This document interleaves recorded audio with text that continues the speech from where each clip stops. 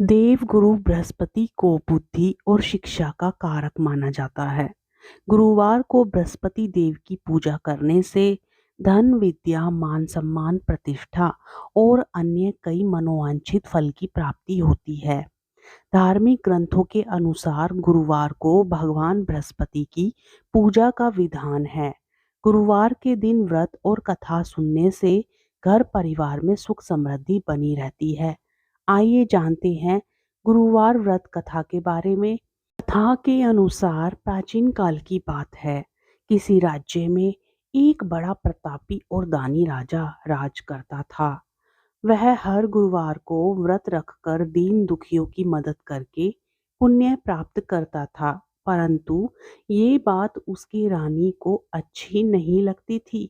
वह ना तो व्रत करती थी और ना ही दान पुण्य में विश्वास रखती थी। इतना ही नहीं, वह राजा को भी ऐसे करने से मना करती थी। एक समय की बात है, राजा शिकार खेलने के लिए वन गए। घर पर रानी और दासी थी। उसी समय गुरु बृहस्पति देव साधु का रूप धारण कर राजा के दरवाजे पर भिक्षा मांगने आए।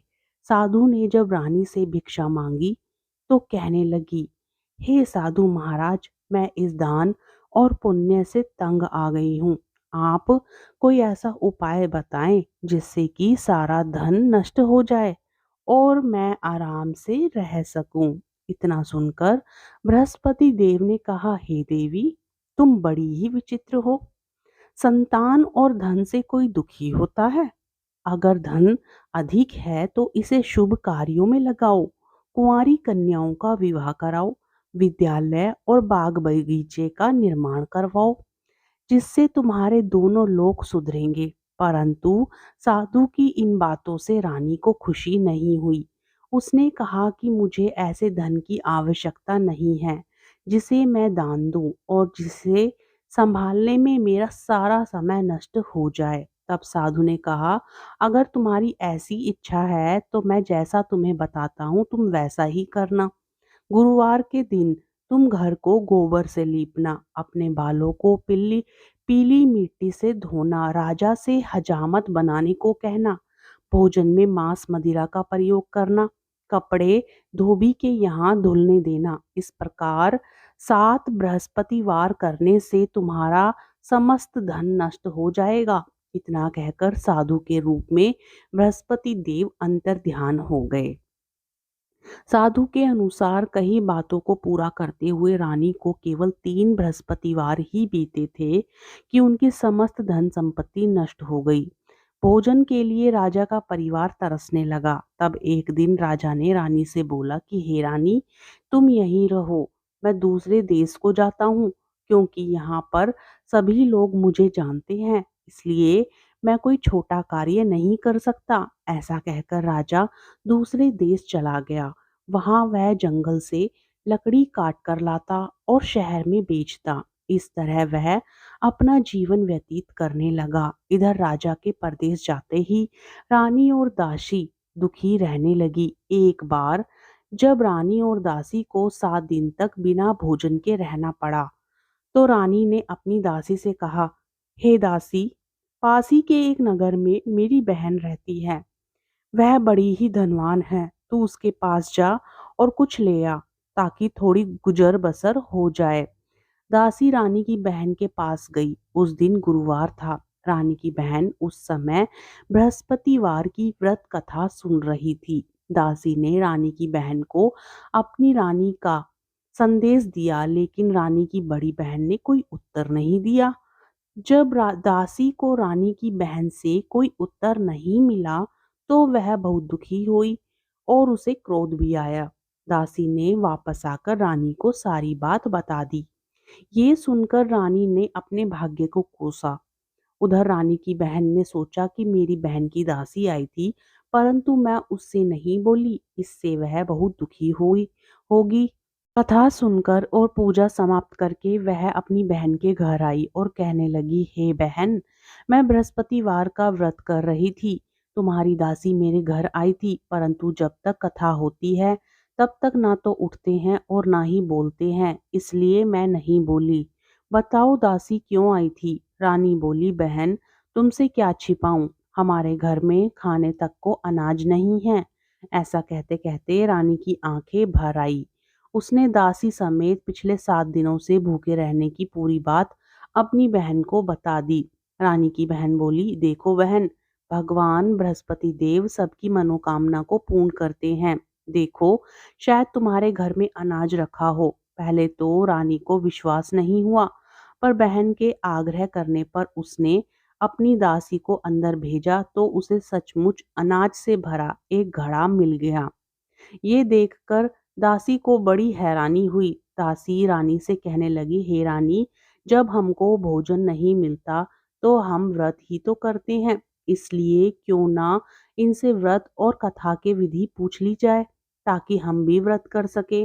तब रानी ने अपनी बहन से बृहस्पतिवार व्रत के बारे में पूछा।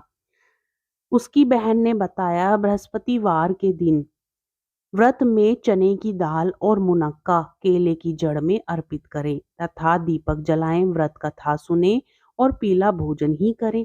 इससे बृहस्पति देव और भगवान विष्णु प्रसन्न होते हैं। व्रत और पूजा की विधि बतलाकर रानी की बहन अपने घर को लौट गई। 7 दिन के बाद जब गुरुवार आया तो रानी और दासी ने व्रत रखा। वह घुड़साल में जाकर चना और गुड़ लेकर आई। फिर उसने केले की जड़ तथा विष्णु भगवान की पूजा की। अब पीला भोजन की चिंता को लेकर दोनों बहुत दुखी हुई। चूंकि उन्होंने व्रत रखा था, इसलिए बृहस्पति देव उनसे प्रसन्न थे। वह एक साधारण व्यक्ति का रूप धारण कर 2 थालों में पीला भोजन दासी को दे गए। भोजन पाकर दासी प्रसन्न हुई और फिर रानी के साथ मिलकर भोजन ग्रहण किया।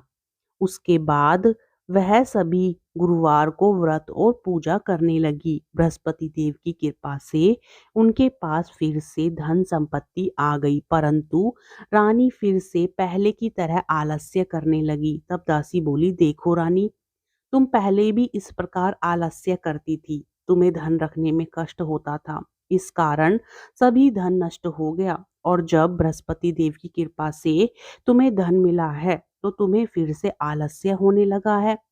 रानी को समझाते हुए दासी कहती है कि बड़ी मुसीबतों के बाद हमने ये धन पाया है, इसलिए हमें दान पुण्य करना चाहिए, भूखों को भोजन कराना चाहिए, धन को शुभ कार्यों में खर्च करना चाहिए। इससे तुम्हारे कुल का यश बढ़ेगा, स्वर्ग की प्राप्ति होगी और पितृ प्रसन्न होंगे।